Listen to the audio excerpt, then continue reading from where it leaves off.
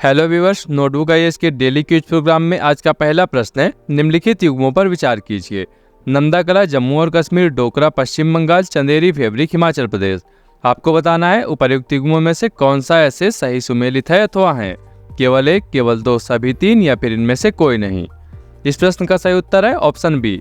Skill India परियोजना ने विश्व युवा कौशल दिवस 15 जुलाई के अवसर पर ब्रिटेन में निर्यात के लिए नमदा कला उत्पादों की पहली खेप जारी कर जम्मू कश्मीर की लुप्त होती नमदा कला को सफलतापूर्वक पुनर्जीवित करने की दिशा में एक बड़ी उपलब्धि हासिल की है।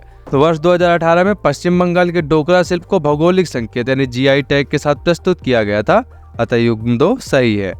चंदेरी फैब्रिक पारंपरिक सूती धागे से रेशम और सुनहरी जरी की बुनाई करके बनाया जाता है, जिसके परिणाम स्वरूप चमकदार बनावट बनती है। इस फैब्रिक का नाम मध्य प्रदेश के छोटे से शहर चंदेरी से लिया गया है, जहां पारंपरिक बुनकर बारीक जरी सी सजी सूती और रेशम वाली साड़ियां बनाने की कला का अभ्यास करते हैं, अतः कथन 3 सही नहीं है। नजर डाल देते हैं आज के दूसरे प्रश्न में। एंटमीबा मोस्कोस्की के बारे में निम्नलिखित कथनों में से कौन सा सही नहीं है।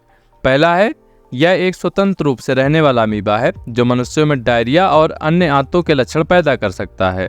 दूसरा है, यह प्रदूषित जल स्रोतों वाले क्षेत्रों में पाया जाता है। और तीसरा है, यह एंटमीबा हिस्टोलिटिका और एंटमीबा डिस्पर्स से रूपात्मक रूप से अपरभेद्य है। निम्नलिखित विकल्पों का उपयोग करके सही उत्तर का चुनाव करें। केवल एक, केवल दो, सभी तीन या फिर इनमें से कोई नहीं। इसका सही उत्तर है ऑप्शन सी। एंटमीबा हिस्टोलिटिका के समान प्रजाति से संबंधित है, लेकिन इसमें विशिष्ट आनुवंशिक और जैव रासायनिक लक्षण पाए जाते हैं। मूल रूप से वर्ष 1941 में मॉस्को में इसे सीवेज से अलग किया गया। यह मृदा, जल और जानवरों में पाया जाता है, अतः कथन 2 सही है। देखते हैं इसके लक्षण। डायरिया, पेट दर्द, बुखार और निर्जलीकरण जैसी समस्याओं का कारण बनता है, अतः कथन 1 सही है। यह आंतों को नुकसान पहुंचा सकता है, जिससे अल्सर, रक्तस्राव या यहाँ तक कि लीवर में संक्रमण जैसी गंभीर समस्याएं हो सकती हैं। संक्रमण व्यक्ति द्वारा दूषित भोजन या दूषित जल पीने से संक्रमित हो सकते हैं। मल के सीधे संपर्क से भी संक्रमण फैल सकता है। निदान एवं चुनौतियां। माइक्रोस्कोप से देखने पर यह एंटमीबा हिस्टोलिटिका जैसे दिखता है, इसलिए इन्हें अलग करना मुश्किल है, अतः कथन 3 सही है। देखते हैं आज का तीसरा प्रश्न। हाल ही में खबरों में रहा बुरा चापोरी वन्यजीव अभ्यारण्य किस राज्य में स्थित है। आपके ऑप्शन है असम, मेघालय, झारखंड या फिर मिजोरम। इसका सही उत्तर है ऑप्शन ए। बुरा चापोरी वन्यजीव अभ्यारण्य भारत के पूर्वोत्तर राज्य असम में स्थित है। यह अभ्यारण्य ब्रह्मपुत्र नदी के उत्तरी तट पर स्थित है। अभ्यारण्य विशेष रूप से अपनी महत्वपूर्ण पक्षी आबादी के लिए पहचाना जाता है, जिसमें कई प्रवासी प्रजातियों सहित पक्षियों की 220 से अधिक प्रजातियां दर्ज हैं। बुरा चापोरी विभिन्न स्तनधारी प्रजातियों का घर है, जिनमें गंगा डॉल्फिन, जल भैंस, कैप्ड लंगूर, बंगाल लोमड़ी और हिरण की विभिन्न प्रजातियां शामिल हैं, अतः विकल्प 1 सही है। चलिए नजर डालते हैं आज के चौथे प्रश्न में। निम्नलिखित युग्मों पर विचार कीजिए। नीचे 2 कॉलम दिए गए हैं जल डमरूमत तथा जल निकायों को जोड़ने वाली। पहला है, बाब अलमंदेव जल डमरूमत लाल सागर और अदन की खाड़ी से संबंधित है। दूसरा है, केर्च जल डमरूमत काला सागर और मरमारा सागर से संबंधित है। और तीसरा है, जिब्राल्टर जल डमरूमत, यह भूमध्य सागर एवं अटलांटिक महासागर से संबंधित है। आपको बताना है उपर्युक्त में से कितने युग्म सही सुमेलित है अथवा हैं। केवल एक, केवल दो, सभी तीन या फिर उपर्युक्त में से कोई नहीं। तो इसका सही उत्तर है ऑप्शन बी। हाल ही में रूस को कब्जे वाले क्रीमिया प्रायद्वीप से जोड़ने वाले केर्च ब्रिज पर 2 विस्फोटों से हमला किया गया था।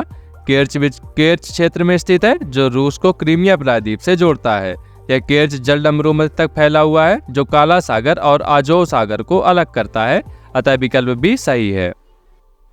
आपको बता दें कि केर्च जल डमरूमत काला सागर और आजोव सागर से संबंधित है। यह काला सागर तथा मरमारा सागर से संबंधित नहीं है। देख लेते हैं आज का 5वां प्रश्न। हुलॉग गिबन्स के संदर्भ में निम्नलिखित कथनों पर विचार कीजिए। पहला है, हुलॉग गिबन्स भारत, म्यांमार और बांग्लादेश में पाए जाते हैं। दूसरा है, ये जानवर उष्णकटिबंधीय सदाबहार जंगलों में रहने के लिए जाने जाते हैं और आमतौर पर नदियों के पास पाए जाते हैं। तीसरा है, गिबन्स सभी बानरों में सबसे छोटा और तेज होता है। आपको बताना है उपर्युक्त दिए गए कथनों में से कौन सा ऐसे कथन सही है। केवल एक, केवल दो, सभी तीन या फिर इनमें से कोई नहीं। इस प्रश्न का सही उत्तर है ऑप्शन सी। हाल ही में ग्लोबल गिब्बन नेटवर्क GGN ने वनों की कटाई के कारण गिब्बन की घटती संख्या को संबोधित करने के लिए चीन में एक कार्यक्रम आयोजित किया है। हुलॉक गिब्बन्स भारत का एकमात्र वानर है जो उत्तर पूर्व भारत में पाया जाता है। हुलॉक गिब्बन म्यांमार यानी वर्मा से लेकर साल्विन नदी के पश्चिम में असम, भारत और बांग्लादेश तक पाया जाता है। ये जानवर उष्णकटिबंधीय सदाबहार जंगलों में रहने के लिए जाने जाते हैं और आमतौर पर नदियों के पास पाए जाते हैं।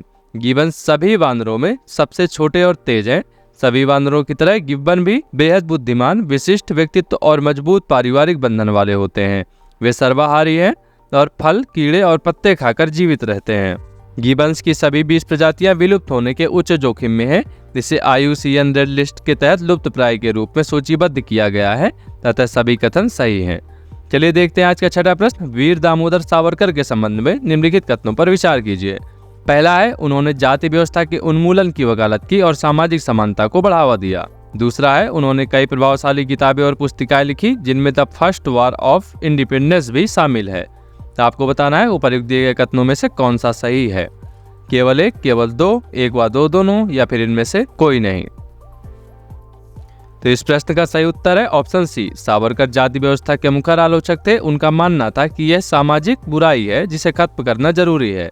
उन्होंने तर्क दिया कि जाति व्यवस्था असमानता और भेदभाव पर आधारित थी और यह एकजुट और मजबूत भारत के विकास को रोकती थी। अतः कथन एक सही है। सावरकर एक प्रखर लेखक थे। उन्होंने राजनीति, इतिहास और सामाजिक सुधार सहित विभिन्न विषयों पर कई किताबें और पुस्तिकाएं लिखी। उनकी सबसे प्रसिद्ध पुस्तक the first war of independence है, जिसमें तर्क दिया गया है कि 1857 का भारतीय विद्रोह ब्रिटिश शासन के खिलाफ स्वतंत्रता का युद्ध था। अतः कथन 2 सही है। नजर डालते हैं आज के 7वें प्रश्न में। ब्लैक सी ग्रेन इनिशिएटिव समझौता किन 2 देशों के बीच हुआ है? आपके ऑप्शन है यूक्रेन, रूस, USA या फिर फ्रांस। तो इसका सही उत्तर है option A. Black sea grain initiative यह यूक्रेनी बंदरगाहों से अनाज और खाद्य पदार्थों के सुरक्षित परिवहन पर एक पहल है, जिसे ब्लैक सी ग्रेन इनिशिएटिव भी कहा जाता है। यह रूस और यूक्रेन के बीच 2022 में यूक्रेन पर रूसी आक्रमण के दौरान तुर्की और संयुक्त राष्ट्र के साथ हुआ एक समझौता है। अतः कथन एक सही है। देख लेते हैं आज का 8वां प्रश्न। पॉलीमर के पदानुक्रमित दोहरे नेटवर्क के संदर्भ में निम्नलिखित कथनों पर विचार कीजिए। पहला है, यह एक इंटरपेनेट्रेटिंग पॉलीमर नेटवर्क में तरल क्रिस्टल को सीमित करने के लिए एक नवीन वास्तुकला है। दूसरा है, पदानुक्रमित दोहरे नेटवर्क वांछित तापीय, इलेक्ट्रिकल और ऑप्टिकल गुणों को प्राप्त करने के लिए रिजिड और सॉफ्ट नेटवर्क को जोड़ते हैं। तीसरा है, इन्हें विशिष्ट आवश्यकताओं जैसे यांत्रिक, ऑप्टिकल और विद्युत गुणों को अनुरूप बनाया जा सकता है। आपको बताना है उपर्युक्त कथनों में से कितने सही हैं। केवल एक, केवल दो, सभी तीन या फिर कोई भी नहीं। इस प्रश्न का सही उत्तर है ऑप्शन सी। पॉलीमर का पदानुक्रमित दोहरा नेटवर्क। पॉलीमर का पदानुक्रमित दोहरा नेटवर्क एक इंटरपेनेट्रेटिंग पॉलीमर नेटवर्क में तरल क्रिस्टल को सीमित करने के लिए एक नवीन वास्तुकला है। अतः कथन एक सही है। यह IPN एक सॉफ्ट मैटर सिस्टम है जो विभिन्न गुणों को अनुकूलित करने के लिए विभिन्न पॉलीमर नेटवर्क को एक साथ मिलाता है। स्मार्ट विंडोज और सेंसर जैसे क्षेत्रों में IPN के अनुप्रयोग संभावित रूप से किए जा सकते हैं। पदानुक्रमित दोहरे नेटवर्क वांछित तापीय, इलेक्ट्रिकल और ऑप्टिकल गुणों को प्राप्त करने के लिए रिजिड और सॉफ्ट नेटवर्क को जोड़ते हैं। अतः कथन 2 सही है। इन्हें विशिष्ट आवश्यकताओं जैसे यांत्रिक, ऑप्टिकल और विद्युत गुणों के अनुरूप बनाया जा सकता है। अतः कथन 3 भी सही है। नजर डाल लेते हैं आज के 9वें प्रश्न में। भारत UAE संबंधों के संदर्भ में निम्नलिखित कथनों पर विचार कीजिए। पहला है, संयुक्त अरब अमीरात वर्ष 2022-23 के लिए भारत का तीसरा सबसे बड़ा व्यापारिक भागीदार तथा दूसरा सबसे बड़ा निर्यात गंतव्य है। दूसरा है, वर्ष 2022 में भारत पहला देश बन गया जिसके साथ संयुक्त अरब अमीरात ने व्यापक आर्थिक साझेदारी समझौते पर हस्ताक्षर किए। आपको बताना है उपर्युक्त कथनों में से कौन सा ऐसे सही है। केवल एक, केवल दो, एक और दो दोनों, या फिर इनमें से कोई नहीं। तो इस प्रश्न का सही उत्तर है ऑप्शन सी। भारत और संयुक्त अरब अमीरात ने वर्ष 1972 में राजनयिक संबंध स्थापित किए। द्विपक्षीय संबंधों में तब और अधिक वृद्धि हुई जब अगस्त 2015 में भारत के प्रधानमंत्री की संयुक्त अरब अमीरात की यात्रा ने दोनों देशों के बीच एक नई रणनीतिक साझेदारी की शुरुआत की। द्विपक्षीय व्यापार वर्ष 2022-23 में भारत और संयुक्त अरब अमीरात के बीच द्विपक्षीय व्यापार लगभग 85 बिलियन अमेरिकी डॉलर का था। साथ ही वर्ष 2022-23 में UAE भारत का तीसरा सबसे बड़ा व्यापारिक भागीदार और दूसरा सबसे बड़ा निर्यात गंतव्य बना। अतः कथन एक सही है। भारत विश्व का तीसरा सबसे बड़ा तेल आयातक है तथा वर्ष 2022 में संयुक्त अरब अमीरात कच्चे तेल का चौथा सबसे बड़ा आपूर्तिकर्ता था। भारत वर्ष 2022 में संयुक्त अरब अमीरात के साथ व्यापक आर्थिक साझेदारी समझौते पर हस्ताक्षर करने वाला पहला देश बन गया था, अतः कथन 2 सही है। नजर डालते हैं आज के 10वें और आखिरी प्रश्न पर। ड्यूकेन मस्कुलर डिस्ट्रॉफी के संदर्भ में निम्नलिखित कथनों पर विचार कीजिए। पहला है, यह एक दुर्लभ आनुवंशिकी बीमारी है जो मांसपेशियों द्वारा डिस्ट्रोफिन का उत्पादन करने में असमर्थता को दर्शाती है। दूसरा है, इसका प्रभाव केवल कम उम्र के लड़कों पर पड़ता है, वर्तमान में डीएमडी का कोई ज्ञात इलाज नहीं है। तीसरा है, इसके उपचार का उद्देश्य जीवन की गुणवत्ता में सुधार के लिए लक्षणों को नियंत्रित करना है। आपको बताना है उपरोक्त कथनों में से कितने कथन सही हैं, केवल 1, केवल 2, सभी 3 या फिर कोई भी नहीं। इस प्रश्न का सही उत्तर है option D, Duquesne muscular dystrophy यानी कि डीएमडी एक दुर्लभ आनुवंशिकी बीमारी है जो मांसपेशियों द्वारा डिस्ट्रोफिन का उत्पादन करने में असमर्थता को दर्शाती है। यह एक एंजाइम है जो मांसपेशियों की टूट फूट के साथ साथ इसके पुनर्जनन में सहायता करता है, अतः कथन 1 सही है। इसका प्रभाव केवल कम उम्र के लड़कों पर पड़ता है, अतः कथन 2 सही है। डिस्ट्रोफिन की अनुपस्थिति से मांसपेशियों को नुकसान होता है, जिसके परिणाम स्वरूप मांसपेशियों में कमजोरी आती है तथा शुरुआती किशोरावस्था में व्हील चेयर पर चलने की स्थिति उत्पन्न होती है, जिस कारण समय से पहले मृत्यु हो सकती है। सामान्य लक्षण मांसपेशियों में कमजोरी और एट्रोफी यानी मांसपेशियों की शिथिलता जो पैरों और श्रोणि से शुरू होती है तथा बाद में बाहों, गर्दन और शरीर के अन्य भागों को भी प्रभावित करती है।